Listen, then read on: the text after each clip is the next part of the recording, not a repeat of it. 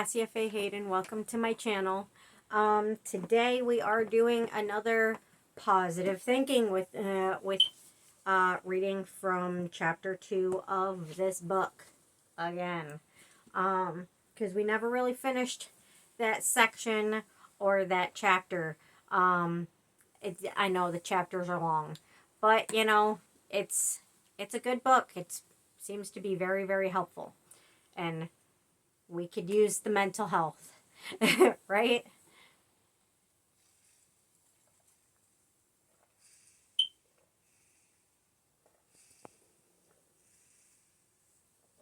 I'm sorry, I'm very thirsty today. Anyway, let's get into it. That is not where we're at. Okay. Medical school. Now, this isn't my medical school. This is the medical school of the person writing the book. Okay. Medical reinforced everything I had ever learned as a child about holding my feelings inside and not showing any emotions, especially when it came to the subject of death. In those days, a medical student was taught that to be a good doctor, you had to be objective at all times. You never let yourself be loose with your emotions. Where death was concerned, we intellectualized and depersonalized the experience, basically stuffing our feelings. We not only cut our feelings off from our patients, we cut them off from ourselves. That explains a lot about my mom. Yeah. It's not good for you or the people around you. When you cut yourself off from your emotions and cut yourself off from having emotions about the people around you, people around you can kind of tell, and it hurts them and it hurts yourself. Yeah, it's not good for you. It's not good for anybody. Feel your feelings and show your feelings. Being fully alive or living as if you are half dead. As I, Jerry, look back on much of my life, it is my impression that I spent a lot of my time walking around as if I were half dead. What do I mean by this? When we feel half dead, we are consciously or subconsciously worried about death and separation. We reinforce our fears of separation by judging and blaming others and condemning ourselves. We fear rejection, illness, and loss. We try to control others in a world that to us often feels insane and out of control. We are frequently overcome with a sense of weariness and exhaustion and never feel really secure. We hold on to hurt feelings from the past and we worry about the unknown future. We find it difficult indeed to trust anyone else because we do not even trust ourselves. We are half dead when we are afraid of love and intimacy. We are half dead when we go around looking for something or someone outside ourselves to give us lasting happiness and joy. We are half dead when when no matter what we get, it never seems to be enough. We are half dead when we do not believe in love. To us, being fully alive means being 100% in the present, looking beyond the world of form as the only reality, being totally filled with love and the spirit of giving, having no fear of death, having no limits, being totally connected and joined to all that is, being free of judgments, experiencing joy, happiness, and peace in the present, and having no attachments to physical bodies or time. Most people have at least had moments when they experience themselves as being fully alive. If you are anything like us, the problem is stringing those brief moments together into a continuous chain. This may be one of our greatest challenges in life, to choose to live one second at a time, to love rather than to fear, to choose to be fully alive rather than half dead. Belief systems. We do not believe that anyone could continue to work at our center unless he or she was on some kind of spiritual pathway and believed that people's identity is more than just their bodies. If we believed that the death of the body was the end of the line, it would be just too painful to get close to children and their families at the time of death. We are not saying that those of us at the center do not suffer pain or grief when someone dies. We do, and we mourn the loss of physical presence of those who have died. There is, however, a willingness to see life and death differently than we previously did, to see the possibility that life and love are eternal. We concentrate on attempting to see each other as spiritual beings who are never separated and are always joined with each other through love. When you are under 3, it is much easier to believe that this is the only time there is and that what you are will be here forever, because you have not learned the concepts of time such as yesterday and tomorrow. It is therefore easier to think that now is forever. Perhaps it is when we learn the ego's perception of time that we begin to be locked into our fear of death and the belief that death is final. Imagining a different reality. I need to take a drink real quick. Hi, Cinnamon Roll. I see you.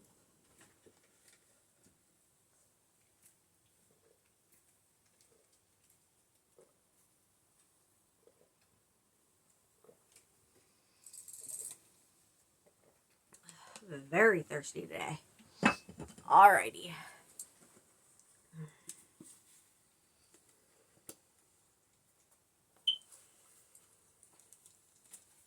Imagining a different reality. Would you be willing for just a few moments to let your imagination run wild? Imagine how it would be to live in a world where everyone shared the belief that all perceptions of time, particularly the past and the future, were just beliefs, perceptions that we invented. Can you imagine living in a world where the here and now is eternal? Would you be willing to imagine a reality where you always live in the present with no thoughts about the past or future, and where love itself is our identity, not our physical bodies? As our imaginations carry us in the direction of viewing the world in this way, we begin to see that we would have a lot less fear in that kind of world than we have in the one where we live today. The belief in separation and death would fade away and disappear because there would no longer be a belief in the ego's perception of life, that we are only bodies moving through space and linear time. Is a belief a fact or a choice? At one time in history, most people believed the world was flat. Most people at that time, the perception of a flat world was a fact, not a belief. It was only after explorers like Christopher Columbus came along challenging that belief that people began to see that the flat world fact was really a belief and a mistaken one. How open-minded are we really? There are many of us who accept the fact the belief system taught by our society. Belief systems are choices, and most of what we take to be beliefs about time, our physical bodies, and death are really just that, beliefs. It can be helpful to remind ourselves that we really can choose what we believe and what we think, and to recognize that what we choose determines what we experience.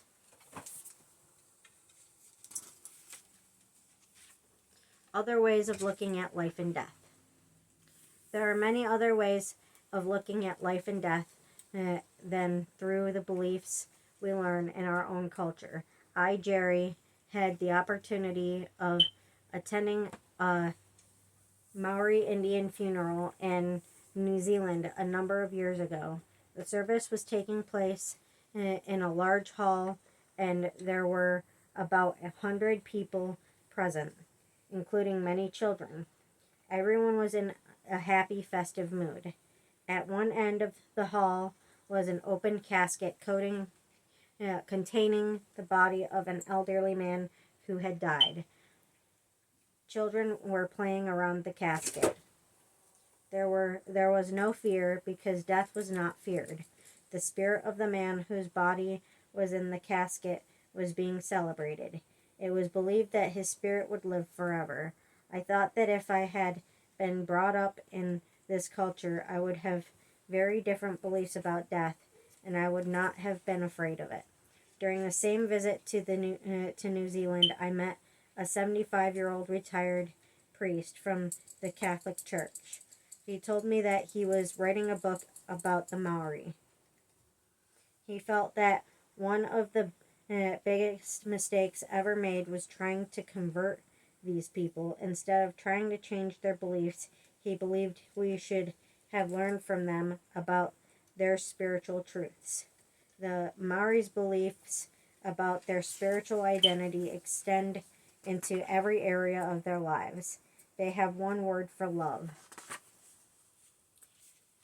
It is Awa, which is interesting because that's the same name for like the god or goddess in Avatar, the movie Avatar with the blue people. But right here it's spelled Awara. Awara. Either way, it's pretty. I might be pronouncing it wrong. Probably am, because I don't speak Maori. Which means unconditional love. They don't believe in the concept of separation at all.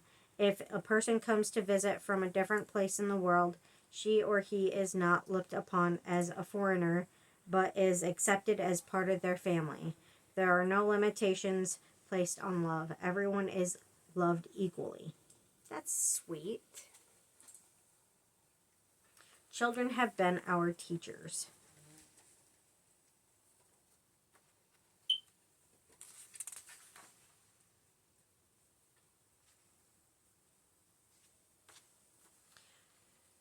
At the Center for Attitudinal Healing, we have been impressed by how many of the children we have known had a strong belief in a higher power, even those who had little or no religious background. These children have often seemed wise beyond their years when it came to their understanding about life and death. They often speak of walking into the light, and they feel they are connected with a higher power forever, that there is no separation, not even in death. We love the story of the 10-year-old boy who had come close to death many times. One day he said to us, "I think God has a library, and the books in the library are children. These children are loaned out to parents, and they all have due dates on them. Like the books in the library, some books have a short due date, and others have a longer due date. The books are always part of God's heart, and although they are loaned out, they never really are separated. So I always feel joined to God and am not scared of dying, but I think I have some more work to do here." That boy told us these things over 10 years ago. He is still doing well and wants to do something with his life to help others. We also remember an 11-year-old boy whose parents had been quite religious but turned away from their beliefs in God when their boy's cancer returned. The boy told his parents, "What you believe is okay with me, but I really feel God is with me all the time. And the fact that my cancer has returned doesn't mean that God is gone." We have gotten to know some children at the center who express no particular religious or spiritual beliefs, yet their actions reveal a very different way of looking at the world.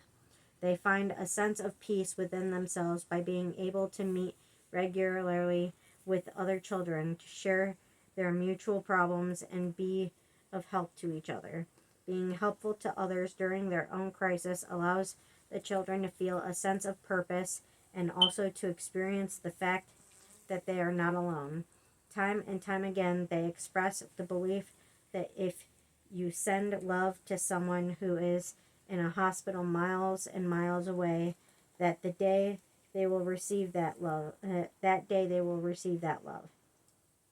They believe that through the love in their hearts, they can communicate with each other throughout their physical bodies without their physical bodies having to be in the same place. They know in their hearts that when you are giving love, you do not feel alone or separate.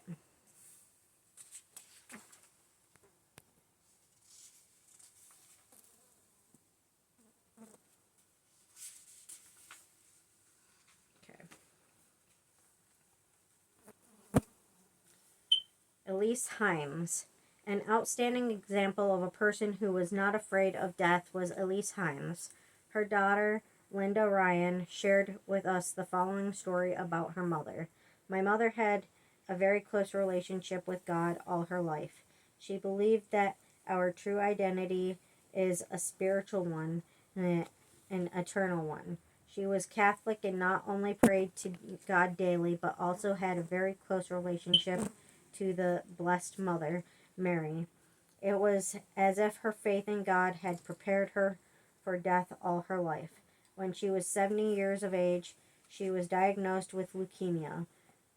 Her physician wanted her to have chemotherapy, and she told him to wait 3 days and then she would let him know her decision. As with everything else in her life, she prayed to God for help in making her decision. 3 days later, she told her physician that she had decided not to have chemotherapy and explained that she had arrived at her decision through prayer. Her family was supportive of her in her decision, and her physician then followed in support as well. Linda's mother began to discuss the kind of funeral she wanted. Excuse me. She told Linda which clothes she wanted to wear. She also wanted her hairdresser to fix her hair in a certain way, since it was going to be an open casket funeral. She wanted her head to be in such a position that it would not show a lump that she never liked on her nose. She even turned her head to demonstrate the exact position she wanted. Elise had a wonderful sense of humor that continued just as sharp as ever through the last months of her life. It was during this time that Linda received one of the biggest and most blessed gifts she could ever receive from her mother. Her mother told her, "Linda, when I die, don't think that you never did enough for me, for you did." Linda felt that this was one of the most liberating gifts any adult child could ever receive. Later, Linda's mother had to be in the hospital for a systemic infection, and she began to experience moderate pain. She made a decision to return home and stop receiving any more blood transfusions or pain medication. Upon arriving home, she sat in her chair and had some of her own homemade chicken soup that she had been storing in the freezer. That evening, after saying goodnight to her family and praying with them, she pulled out her oxygen tube when her nurse, who had checked her frequently during the night, left the room. When it was discovered what she had done, the nurse alerted the family members, who rushed to Elise's bedside to say their last goodbyes. Elise had died in her own way. She couldn't wait to see the Lord and his blessed mother. When we asked Linda if she could share with us what she had learned from her mother about dying, she replied, "My mother taught me that I have a lot of daily homework to do. She taught me to work hard, to let go of control, and to let God make my decisions. She taught me the importance of daily prayer and the peace that comes when you trust, have faith, and give your life to God."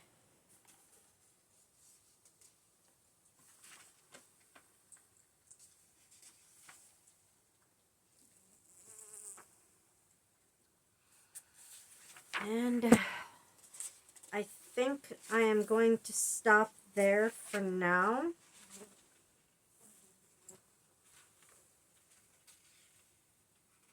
And see where I'm at next week.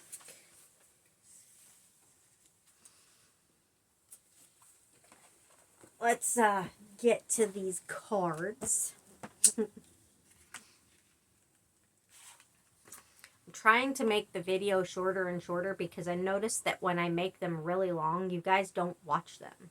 Because I think what it is I talk too much, and I don't think you guys like that. So I'm trying my best not to talk quite so much anymore. Alrighty. Today's card is "You Are Stronger Than You Think," with a little tuxedo kitty. Pretty little kitty. The back says, "Not alone. When you are feeling critical about yourself, remind yourself that you're not alone. Don't take your imperfections personally. There are probably countless others who have similar struggles." And as always, I will put a picture of this card on at the end of the video, so we know you can read it yourself to know what it says, because my camera kind of sucks. But anyway, I hope you guys liked the video. Please like, share, and subscribe. And if no one's told you today, you are enough, you are wanted, you are loved, you are appreciated. And don't let anybody tell you you aren't. And have a beautiful day. Thank you.